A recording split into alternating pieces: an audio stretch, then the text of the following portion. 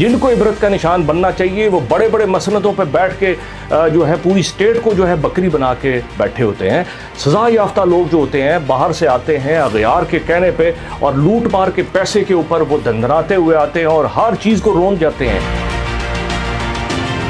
इमरान खान साहब जब मैंने ज्वाइन की तो उस वक्त उनकी पार्टी जो है बहुत कमज़ोर थी, मगर नज़रिया जो था बाकियों से स्ट्रॉन्ग मुझे लगा। मैं समझता था कि इमरान खान साहब जो कहते हैं उस पर काफ़ी हद तक पूरा उतर सकते हैं।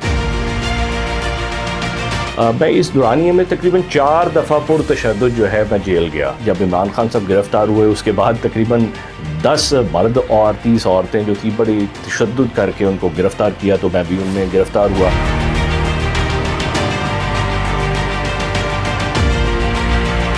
जो मैंने देखा एक बहुत खौफनाक मंज़र, अक्सरियत लोग जो जराइम पेशा थे वहाँ पर कत्ल करके आए हुए थे, वो इस वजह से उन्होंने जराइम या कत्ल किए थे क्योंकि उनको रिलीफ जो है अदारों की तरफ से, हमारे अदलिया की तरफ से अनफॉर्चुनेटली, और हमारी जो पुलिस है और बाकी उनकी वजह से उनको नहीं मिला।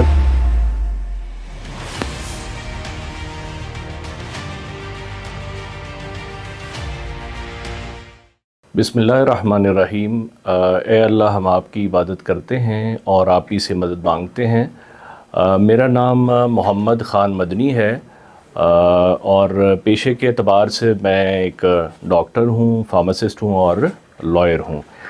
तहरीक इंसाफ जो मेरी ज़िंदगी का एक अहम जुज़ है, इसमें मैं तकरीबन आज से 19 साल पहले शामिल हुआ, 2004 के आसपास गालिबन। और ये मेरी ज़िंदगी का बहुत कठिन और बहुत मैं समझता हूँ शानदार, और अल्लाह के यहाँ मैं बड़ा सजदारेज़ हूँ कि उसने मुझे उन चंद लोगों में, हमारी कोई औकात नहीं है, अल्लाह ताला ने तौफीक दी कि हमने इस जुल्म के निज़ाम के ख़िलाफ़ भरपूर जद्दोजहद करने की कोशिश की।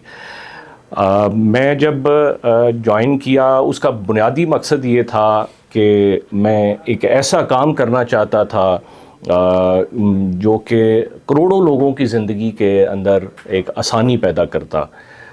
बुनियादी तौर पे मैं एक दरमियाने तबके के ख़ानदान से हूँ।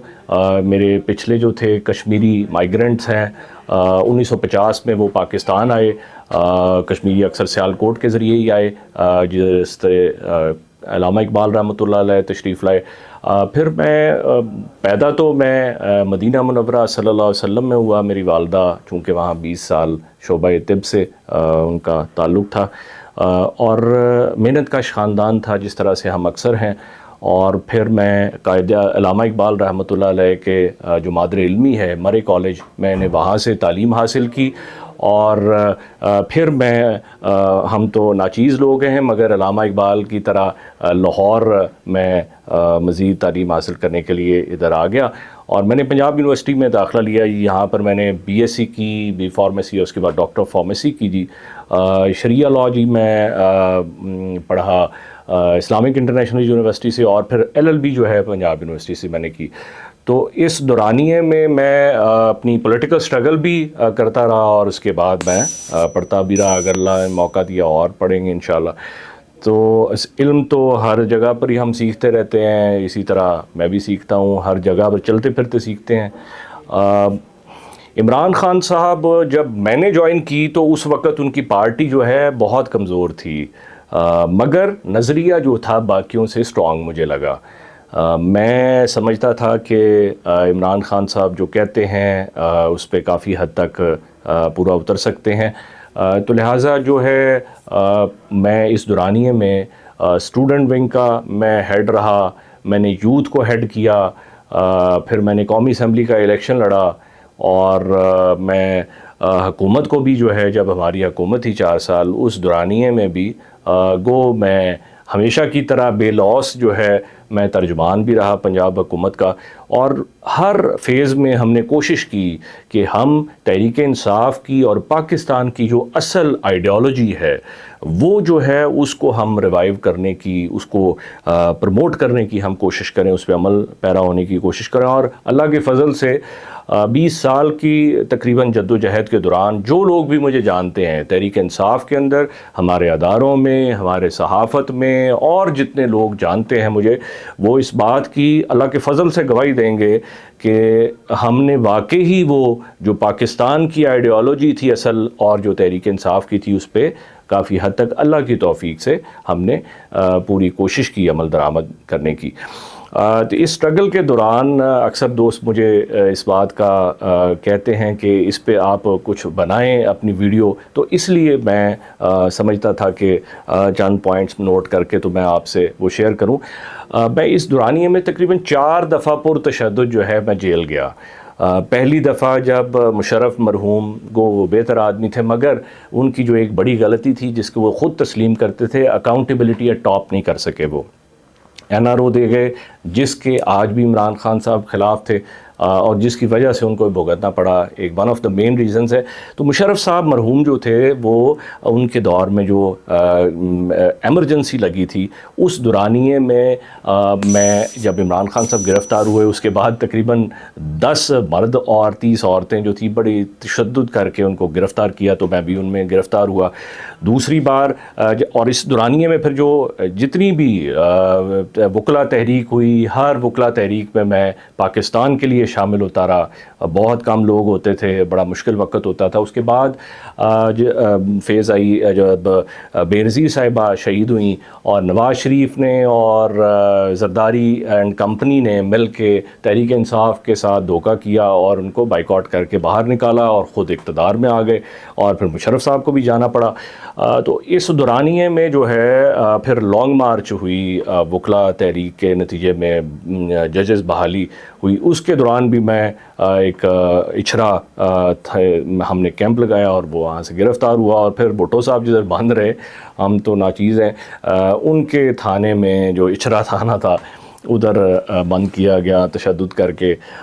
اس کے بعد میں جب نواز شریف دور آیا تو بنی گالہ کے باہر سے ہمیں مطلب بڑا تشدد کیا. جتنی لاہور کی ٹیم تھی ہمارے ساتھ، ولید اقبال، حماد اظہر، یاسمین راشد صاحبہ، یہ ہم سارے اکٹھے تھے. تو یہ مطلب ہم پہ بڑا تشدد کیا اور پھر جیل میں ڈالا گیا. ابھی چوتھی دفعہ جو ہے میں جیل برو تحریک جب سٹارٹ ہوئی تو اس میں اعزاز سمجھتا ہوں اللہ تعالیٰ کے فضل سے. پورے پاکستان میں عمران خان صاحب نے 5 لوگوں کا نام دیا انیشلی گرفتاری پیش کرنے کے لیے، تو I was one of them. تو اس میں جو ہے میں سمجھتا ہوں کہ جیل کے اندر بھی جو میں نے دیکھا ایک بہت خوفناک منظر. اکثریت لوگ جو جرائم پیشہ تھے وہاں پر قتل کر کے آئے ہوئے تھے، وہ اس وجہ سے انہوں نے جرائم یا قتل کیے تھے کیونکہ ان کو ریلیف جو ہے اداروں کی طرف سے، ہمارے عدلیہ کی طرف سے انفارچونیٹلی، اور ہماری جو پولیس ہے اور باقی ان کی وجہ سے ان کو نہیں ملا. تو وہ کچھ لوگ ایسے معاشرے میں جو ہیں بے حس ہو جاتے ہیں اور کچھ ری ایکٹیو ہو جاتے ہیں، اور ری ایکٹیو ہوتے ہیں تو ان کو پھر معاشرہ جو ہے سزا دیتا ہے. اس سے پہلے 2010 میں ایک بہت امپورٹنٹ فیز جو میری زندگی میں گزری وہ تھا سیلاب تھا 2010 کا. اور وہ بھی مینلی سیلاب آیا تھا وہاں پر لوکل وہاں کی گورنمنٹ کی وجہ سے. زرداری دور تھا اور سندھ سارا ڈوب گیا تھا اس وقت. اس پہ انکوائری کمیشن بھی بنا تھا اور میں جو سمجھتا ہوں وہاں پر خورشید شاہ تھے اور اس کے اور لوگ تھے، انہوں نے اپنے قبضے کی زمینیں بچانے کے لیے، جو لوکل لوگوں سے فرسٹ ہینڈ انفارمیشن ہم نے دیکھی کہ ان لوگوں نے اپنی زمینیں یا اپنی قبضے کی جگہ بچانے کے لیے وہاں پر ایک توڑی بند ہے، علی وان کا بند ہے، تو وہ جو ہے وہاں پر توڑی بند میرے خیال توڑا گیا اگر میں مکس نہیں کر رہا.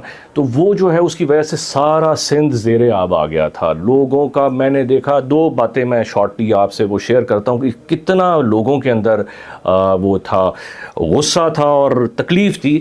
ایک بندہ ہمیں ملا سکھر میں، ہم نے کیمپ لگائے اور اتنے برے حالات ہوتے تھے کہ اپنا سارا کچھ دے کے ہمیں 2-3 دن میں ننگے فرش پہ پتھر کے اوپر سویا سر رکھ کے. ایک بندہ آیا جس کے پاس معذرت کے ساتھ اس کے میلی کچلی قمیض تھی اور شلوار نہیں تھی اس کے، وہ بہہ گئی تھی پانی میں. ہم نے اس کو کور کرنے کے لیے کپڑا دیا اور اس کو پوچھا ہوا کیا. اس نے کہا سائیں پتہ نہیں کیا ہوا، رات کو آدھی رات کو اتنا پانی آیا کہ سب کچھ بہہ گیا، اس کے بچے تھے یا بکریاں مرغیاں وغیرہ سب کچھ بہہ گیا، صرف ایک قمیض تھی جو اس کے گلے میں بچی، سب کچھ اس کی کائنات کل کائنات چلی گئی پانی میں بہہ کے. اس کے باوجود وہ خوش تھا اور کہتا ہے سائیں شکر ہے نسلی غلامی سے بھاگنے کا موقع مل گیا. مطلب اندازہ کریں آپ اس قرب کا، اس تکلیف کا جو اس بندے نے یا اس طرح کے اور لوگوں نے سب نے برداشت کی. اس کے علاوہ جیکب آباد میں گیا، غالباً وہ گوٹھ بروئی ہے، وہاں پر 2 قبیلوں نے وہاں کے لوکل نیٹیوز کے ساتھ میں مکس ہوا، انہوں نے ان کے ساتھ میں سسٹم کو بات ہوئی سارا کچھ. تو میں نے وہاں دیکھا کہ انہوں نے آج تک 8000 بندہ ایک دوسرے کا مارا ہوا ہے. یہ ایک علاقے کی بات کر رہا ہوں، اور اس میں اور 2000 پہ ایم کیو ایم بدنام ہے. آپ دیکھ لیجئے کتنا ظلم ہے. اور وہاں پر لوکل لوگوں نے مجھے بتایا کہ چوریاں ڈکیتیاں اور وہاں پر یہ لوگ کرتے ہیں اور ان کو ہاربر کرتے ہیں. اصل جو ان کو کنٹرول کرتے ہیں وہاں کے سردار وڈیرے کرتے ہیں، وہی لوگ اسمبلیوں میں آ جاتے ہیں. وہی انڈسٹریل مافیا جو ہوتا ہے، وہ جو وڈیرا مافیا ہوتا ہے، اس میں بہتر لوگ بھی ہوتے ہیں، مگر وہ طبقہ جو کہ پاکستان کا استحصال کرتا ہے وہی پاکستان کی تقدیر کا فیصلہ کرنے اسمبلیوں میں آ جاتا ہے. یہ ہم سب دیکھتے ہیں، اٹس اے نیکڈ ٹروتھ. اور میں یہ سمجھتا ہوں عمران خان صاحب کی گورنمنٹ نے یا ان کی پارٹی نے کوشش کی، مگر میں بالکل نیوٹرلی بات کرتا ہوں، ہمارے اندر بھی آئے ایسے فصلی بٹیرے جو پاکستان کو 4-5 حکومتوں سے مسلسل لوٹتے آ رہے ہیں، وہ ہماری پارٹی میں بھی آ گئے. انہوں نے اپنی جگہ بنائی یا ان کو بھیجا گیا یا ان کو فیسیلیٹیٹ کیا گیا. یہ ٹوٹل کسی طرح بھی ہوا تو یہ افسوسناک تھا. اصل میں پاکستان کا اگر آپ 4-5 حکومتیں دیکھ لیں تو وہ طبقہ ہے جو کہ کچھ انفارچونیٹلی پی ٹی آئی میں بھی آیا اور پی ٹی آئی کو بلیک میل کیا، جس کے خلاف عمران خان صاحب نے سٹینڈ لیا. کوئی ان میں سے چینی مافیا تھا، کوئی آٹا مافیا تھا، اور ان کو احتساب کے کٹہرے میں لانے کی عمران خان صاحب نے کوشش کی. تو one of the main reason جو تھی حکومت گرانے کی یہ تھی کہ یہ مافیا اکٹھا ہو جاتا ہے پاکستان کے اگینسٹ. یہ 1% ہے اور 99% جو ہے نا the tell us wagging the dog, وہ والا حساب ہو رہا ہے. اس ضرورت کس بات کی ہے؟ ہمارے اداروں میں ایز اے ہول جو پالیسیز ہیں وہ پیٹریاٹ ہیں، وہ پاکستان کی جو ہے محب وطنی کی ہے اور پاکستان کی اکثریت کے مفاد کی ہے. پرابلم کدھر ہوتی ہے؟ کالی بھیڑیں یا جو گندی مچھلیاں ہر جگہ ہوتی ہیں، سیاست میں بھی ہوتی ہیں، مذہبوں میں بھی ہوتی ہیں، اللہ معاف کرے مساجد میں بھی ہوتی ہیں اور اداروں میں بھی ہوتی ہیں. ان لوگوں کو چاک آؤٹ کرنے کی ضرورت ہے، نہ کہ اس ایک بندے کی وجہ سے یا اس کی وجہ سے آپ پورے کے پورے ادارے کے اوپر آپ سوالیہ نشان لگا دیں. ہم ہوتا کیا ہے پاکستان کا جو ہم نے دیکھا ہے، پاکستان کا جو بھی محسن ہوتا ہے، ہیرو ہوتا ہے، ہم اس کو عبرت کا نشان بنا دیتے ہیں. ڈاکٹر عبدالقدیر خان صاحب اللہ جنت نصیب کرے ہمارے سامنے گزر گئے. انڈیا والوں نے اسی سائنسدان کو اپنا صدر بنایا، سر کا جھومر بنایا. ہم نے ان کے ساتھ کیا کیا؟ اس سے علاوہ بھی دیکھ لیجیے جو ہیروز ہیں پاکستان کے، اور ان میں عمران خان صاحب ہیں اور بہت سارے لوگ جو پی ٹی آئی کے لوگ ہیں. میں اگر سمجھتا ہوں کہ اللہ کے ولی ڈھونڈ رہے ہیں، درگاہوں پہ بھی ہوں گے، مگر وہ لوگ ہیں جو کہ ظلم کے نظام کو عملی طور پہ ٹکر دیتے ہیں. وہ ہمارے اداروں میں بھی ہیں، وہ ہماری سیاست میں بھی ہیں، باقی بھی ہیں. سیاست میں میں نے اکثر پی ٹی آئی کے اندر دیکھے، اور اس وقت بہت سارے لوگ بیچارے چھپتے پھر رہے ہیں، بہت سارے جیلوں میں گل سڑ رہے ہیں، ان کی عورتیں باہر رول گئی ہیں، بچے ذلیل و خوار ہو گئے، کسی کا میٹر کٹ گیا، کسی کے بچے اسکول سے نکل گئے، کسی کو کوئی اور مسئلہ ہو گیا. ایک سٹیٹ جو ہے ایک ماں کی طرح ہوتی ہے، وہ کس طرح سے اپنے مخلص دیانتدار اور پیٹریاٹ لوگوں کو، اللہ کے ولیوں کو سزا کا عبرت کا نشان بنا سکتی ہے، جبکہ جن کو عبرت کا نشان بننا چاہیے وہ بڑے بڑے مسندوں پہ بیٹھ کے جو ہے پوری سٹیٹ کو جو ہے بکری بنا کے بیٹھے ہوتے ہیں. سزا یافتہ لوگ جو ہوتے ہیں باہر سے آتے ہیں اغیار کے کہنے پہ اور لوٹ مار کے پیسے کے اوپر وہ دندناتے ہوئے آتے ہیں اور ہر چیز کو رون جاتے ہیں. یہ کون سا نظام اس طرح چلتا ہے؟ رسول کریم صلی اللہ علیہ وآلہ وسلم کیا جن کے نام نام پہ، جن کے کلمے کے اوپر ہم نے یہ لیا تھا، کہنے کو ہم حافظ ہیں، کہنے کو ہم جو ہے عالم ہیں، کہنے کو ہم بڑے پڑھے لکھے ڈاکٹر پروفیسر اور پتہ نہیں کیا کیا ہیں، کیا ہم وہ کر رہے ہیں جو کہ اس قوم کا، جو کہ ہمارے ملک کا یا رسول کریم صلی اللہ علیہ وسلم نے سکھایا تھا؟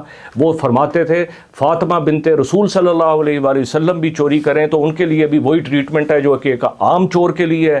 اللہ معاف کرے، تو ہم جا کس طرف رہے ہیں؟